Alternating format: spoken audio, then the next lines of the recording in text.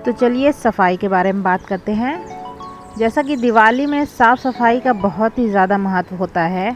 कहा जाता है कि जिस घर में साफ़ सफाई रहती है वहाँ पर ही माँ लक्ष्मी का वास होता है, और ये हमने हमेशा से अपने बड़े बुज़ुर्गों से सुना है।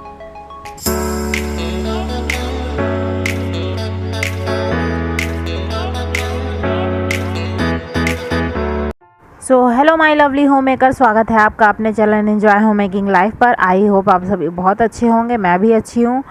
तो जैसा कि दिवाली को 1-1.5 महीना ही रह गए हैं, तो मैंने धीमे धीमे करके थोड़ी थोड़ी चीज़ों की सफाइयाँ स्टार्ट कर दी हैं फ़िलहाल तो आज से। तो आज मैं सबसे पहले बेड बॉक्स को क्लीन कर रही हूँ। तो बेड बॉक्स क्लीन करने के बाद मैं एक टू डू लिस्ट बनाऊँगी पूरा मंथ में कि मुझे क्या क्या करनी है क्लीनिंग। मैं एक दिन में सारी क्लीनिंग तो करूँगी नहीं, क्योंकि डीप क्लीनिंग होती है हर चीज़ की, तो मैं अच्छे से करना चाहती हूँ दिवाली के टाइम क्लीनिंग। तो इस वजह से मैं थोड़ा थोड़ा डेली नहीं हो सकता, तो अल्टरनेट डेज़ पर मैं कुछ ना कुछ क्लीन करती रहूँगी, जिससे कि करवा चौथ के पहले पहले मेरी सारी सफाई डन हो जाए।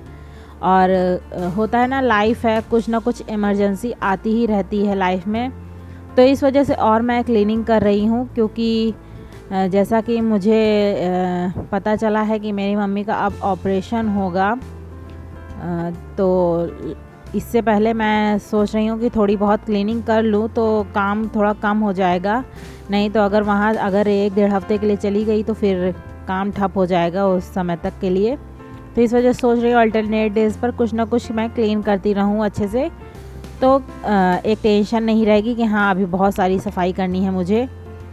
तो आज मैंने बेड बॉक्स से स्टार्ट कर दिया। तो सबसे पहले बेड बॉक्स के एक साइड का बेड मैंने पूरा बेड से सारा सामान निकाल दिया है एक साइड के, तो उसको मैं अच्छे से क्लीन कर रही हूँ। फ़िलहाल तो मैं न्यूज़पेपर स्प्रेड करके रखती हूँ, फिर भी बहुत ज़्यादा मतलब डस्ट हो जाती है, और पता नहीं कैसे बेड बंद रहता है फिर भी उसमें डस्ट आ ही जाती है।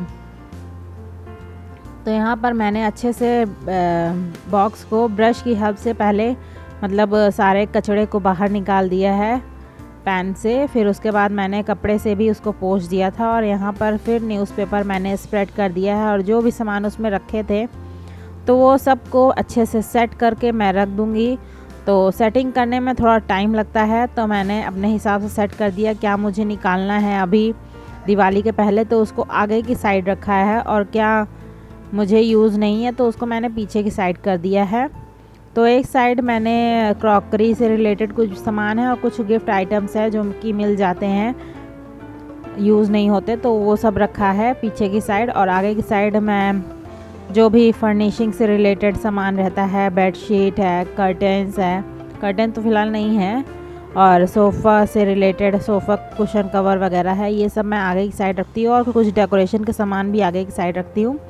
तो यहाँ पर मैंने डेकोरेशन के सारे सामान निकाल लिए हैं, जो ख़राब हो गए हैं उनको हटा रही हूँ, या फिर उनको बाद में बनाऊँगी, इसलिए मैं उसको निकाल रही हूँ बाहर के साइड, कि बाद में उसको करूँगी, देखूँगी क्या करना है। फिर यहाँ पर जो भी सामान थे मैंने उनको अच्छे से डीक्लटर भी किया है, ऑर्गेनाइज़ भी किया है। तो सफाई का यही फ़ायदा है, डीक्लटरिंग हो जाती है अच्छे से, और सामान को अच्छे से ऑर्गेनाइज़ भी हो जाते हैं, और हम देख भी लेते हैं कि क्या क्या हमारे पास पड़ा हुआ है, क्या ख़राब हो रहा है, क्या यूज़ का नहीं है और क्या यूज़ का है। तो सारे डेकोरेशन के सामान मैंने एक कार्डबोर्ड बॉक्स में भर कर रख दिए हैं, जिससे कि वो डस्ट फ्री भी रहे थोड़ा, और अच्छे से वो एक जगह ऑर्गेनाइज रहें। तो बड़ा सा बॉक्स है, कार्टून बॉक्स है ये, तो उसके अंदर जो भी फ्लावर्स, फेक फ्लावर्स वगैरह हैं, कुछ क्रीपर्स वगैरह अभी मैं ख़रीद के लाई थी, न्यू है, तो उनको भी मैंने उसी में स्टोर कर दिया है। तो दिवाली के लिए सब लोग डीप क्लीनिंग ज़रूर ही करते हैं, तो डीप क्लीनिंग में काफ़ी अच्छे से सफाई हो जाती है, और इसमें डीक्लटरिंग बहुत ज़रूरी है। तो डीक्लटर करते रहना चाहिए सामान को। तो जो भी मैंने देखा है कि यूज़ का नहीं है उसको मैंने हटा दिया है, या फिर आप डोनेट कर सकते हो जो सामान, उसको डोनेट भी कर दो, क्योंकि फालतू सामान स्टोर रखने का कोई मतलब नहीं रहता है। और यहाँ पर मेरी बेटी की एक ड्रेस है जो कि मुझे बहुत पसंद है, और वो अभी मेरा बेटा पहनेगा भी देखिएगा। मेरी बेटी ने इसको पहना दिया। ये ड्रेस मुझे बहुत पसंद है और इसलिए मैं किसी को दी भी नहीं हूँ अभी तक, और इसको मैंने रखा हुआ है। अब मैं सोच रही हूँ इसका कुछ करने का, तो देखती हूँ क्या करती हूँ। आगे आपको देखने के लिए मिलेगा कि मैंने इसका क्या किया है इस ड्रेस का। तो यहाँ पर सारे जो भी फर्निशिंग के सामान थे वो सब चीज़ें मैंने स्टोर कर ली हैं बॉक्स वगैरह में। तो अब सबको सेट करना है बेड में, तो अच्छे से मैं सबको सेट कर लूँगी। तो सारी बेडशीट को मैंने एक कार्ड बॉक्स के अंदर ही रखा है और कुशन कवर्स को भी कार्डबोर्ड के बॉक्स में ही रखा है। तो इस तरह से ऑर्गेनाइज़र बनाकर आप रखो सामान को तो काफ़ी अच्छे से ऑर्गेनाइज हो जाता है सामान। तो अगर आपके पास बॉक्स भी नहीं है तो कैरी बैग्स वगैरह हो, तो पेपर बैग्स होते हैं आ जाते हैं, जो कि पिज़्ज़ा वगैरह के ऑर्डर में भी अगर वो क्लीन हो तो उनको भी रख लीजिए। मैं उनको रख लेती हूँ और उसमें स्टोर कर देती हूँ कपड़े वगैरह। तो वैसा ही मैंने किया है। और कुछ कैरी बैग थे जो कि प्लास्टिक के थे, वो भी काफ़ी अच्छे थे। तो यहाँ पर आपने देखा मैंने एक ब्राउन बैग निकाला है कैरी बैग को, तो उसको भी मैंने, उसमें भी सामान कपड़े वगैरह स्टोर करके रखे हैं। जो मेरी बेटी के जीन्स वगैरह छोटी हो गई है तो उसको स्टोर करके मैंने रख दिया है। इन फ्यूचर देखूँगी क्या करना है। अभी तो फ़िलहाल के लिए रखा हुआ है, देखूँगी किसको देना है किसको नहीं, इसलिए मैंने अलग ही रखा है उसे। और यहाँ पर काफ़ी सारे कपड़े रखे हुए थे जो कि बर्थडे वगैरह में मिल जाते हैं, तो वो भी सब है, छोटे बड़े साइज़ के दोनों बच्चों के लिए थे। तो यहाँ पर भी मैंने अपना न्यूज़पेपर वगैरह हटाकर अच्छे से ब्रश से पहले क्लीनिंग कर दी है, फिर कपड़े से वाइप आउट भी कर दिया था अच्छे से।